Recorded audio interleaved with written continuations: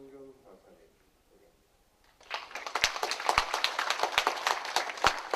이상으로 내일 소개를 마치고 제1부 순서로 들어가도록 하겠습니다. 제1부 자장은 아까 소개하신 헬렌 채 감사합니다. 방금 소개받은 하나로 영상의학과 정현신입니다. 아까 축사에서 말씀드렸다시피 이 ARDMS가 우리나라에서 허락을 받아서 강의를 할 수 있고 이런 세미나를 열 수 있다는 게 어떻게 보면 저 개인적으로는 굉장히 큰 복이다고 생각을 합니다. 옛날에는 소노그래프가 되기 위해서는 하와이라든지 어디 본토로 가서 시험을 보고 그 자격을 딴 후에 또 매 3년마다 업그레이드 하거나 또는 그 연수를 해서 그 자격을 유지해야 되는 걸로 알고 있었는데 지금 우리나라에서 이 일을 할 수 있다는 게 얼마나 좋은지 모르겠습니다. 지금 현재 우리나라에 아까 말씀드린 것처럼 ARDMS 그 서티피케이션을 가지신 분이 500분, 그 다음에 가지려고 준비하시는 분이 500분, 앞으로 또 가지려고 하시는 분들이 또 500분씩 생기겠죠.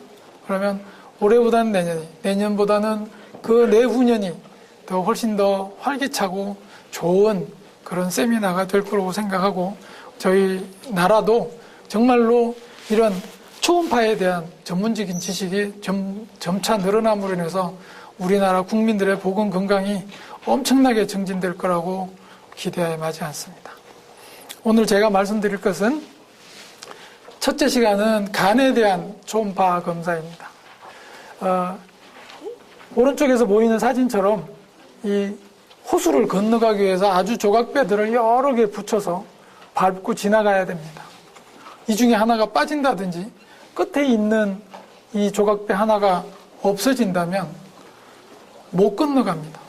여러분들도 지금 시작하시는 일들이 어떻게 보면 굉장히 위태롭고 별로 효과도 없는 것처럼 보일지 몰라도 이 호수를 건너는 끝까지 이 조각배를 놓치지 마시고 계속 조각배를 만들어서 무사히 건너가셔서 좋은 자리에서 좋은 역할을 하셔서 우리나라 국민 보건에 크게 이바지하시기를 간절히 바람하지 않습니다. 오늘 제가 말씀드릴 것은 간단하게 리버 아나토미, 그 다음에 우리가 리버 스캔을 어떻게 할 것이냐, 그 다음에 리버 스캔을 하면서 보여지는 아주 흔한 질환들에 대해서 간단하게 리뷰를 해보겠습니다. 초음파가 이렇게 있죠, 그죠? 있는데 대부분 오른쪽에 있는 이 TCD 조절 장치만 잘 이용하면 대부분의 스캔은 요새 장비들은 거의 대부분 그냥 자동으로 다 사진이 잘 만들어지도록 되어 있습니다. 옛날처럼 뭐 이런저런 조절도 하고 뭐 하는 게 그렇게 어렵지 않습니다. 코미디언 말 맞다나 어렵지 않아요. 쉽게 할 수 있습니다. 2010년도에 나온 국가암검진 영상의학 검사 평가 결과인데요. 그때 검사했더니 종합병원, 병원, 의원 이런 쪽에서 팬텀 검사하고 임상영상 검사 부적합률이 이렇게 보입니다. 종합병원급에서는 임상영상이나 팬텀이 다 좀 낮기는 하지만 전체적으로는 팬텀 영상이 부적합이 많고요. 임상영상은 종합병원 쪽에서는 굉장히 낮습니다. 거기에 비해서 병원급은 좀 높아요. 그 다음에 그 의원급은 상대적으로 종합병원보다는 좀 높지만 병원급보다는 좀 좋은 걸로 되어 있습니다. 그러니까 이거는 사진을 잘 찍고 있다, 원칙을 잘 지키고 있다는 거고요. 병원급에서는 그냥 오른쪽에 포탈 베인을 분명하게 확인한 후에 그 메인 포탈 베인 앞쪽으로 이 장축 방향으로 커먼 헤파틱 베인 또는 헤파틱 아트리를 확인하는 스캔을 한 장을 꼭 첨부하는 것 자체가 이미지의 기본이 될 것 같습니다. 스캔 프로브의 방향은 거의 에피가스트릭에서 에피가스트릭 에어리아에서 트랜스퍼스하게 놓으면 바로 이런 스캔은 할 수 있고, 여기서 잠깐 좌로 우로 움직여 보면, 그리고 사람들마다 복부의 비만도에 따라 좀 어려울 수도 있긴 하지만 대부분은 호흡을 들이마신 상태에서 잠깐만 멈추면 이런 정도의 스캔은 할 수 있을 거라고 생각이 됩니다. 그 다음에 우리가 보는 그 스캔 속에 포함되어질 것이 GB를, 골블래더를 꼭 스캔해야 됩니다. 골블래더를 이런 건 장축으로만 할 게 아니라 장축과 단축을 확인해야 됩니다.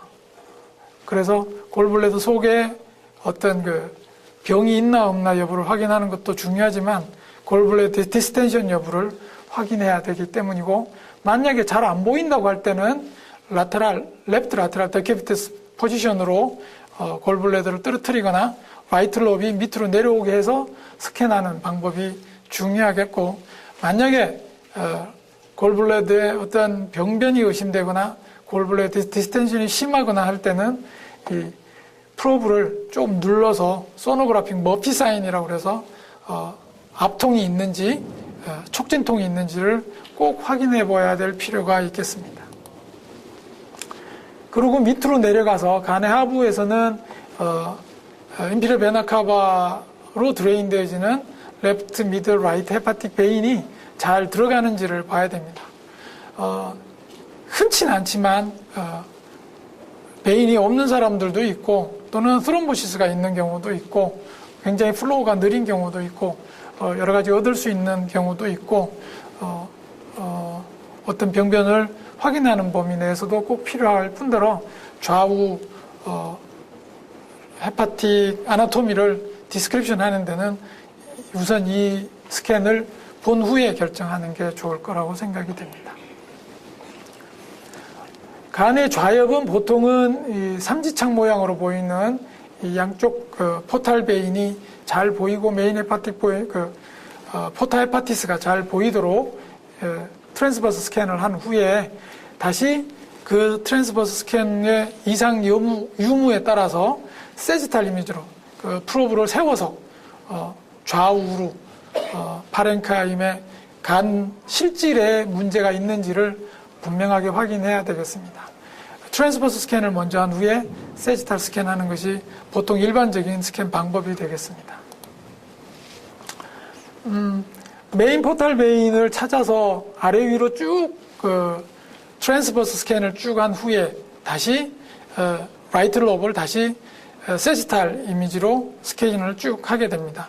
그리고 지금 다 하게 되더라도 이 도움 쪽은 잘 안 보이기 때문에 도움을 볼 수 있는 여러 가지 방법을 채택을 해야 됩니다. 지금 여기처럼 거의 프로브를 라테랄 엑실라리 라인 쪽으로 돌려서 볼 수도 있고, 그 다음에 이 인터코스탈 스페이스로 직접 볼 수도 있고, 아니면은 서브코스탈 중에서도 약간 호흡이 괜찮으신 분들은 앞쪽으로 간을 밀어내게 해서 볼 수 있는 방법도 있겠습니다. 그거는 여러 가지 방법 중에서 쉽게 볼 수 있는 사람들은 좋을 거라고 생각이 되고, 굉장히 배가 많이 나오신 분들은 리버가 거의 소라시스 케이지 안으로 들어가 있기 때문에 좀 숨을 길게 들이마시고 또는 레프트 라테랄 데큐비투스를 해서 하는 방법도 사용되어지기도 하고, 심한 경우에는 앉아서 하는 시팅 포지션으로 스캔을 해야 되는 경우도 있을 거라고 생각이 됩니다. 간으로 봤을 때는 마지막이 되겠죠.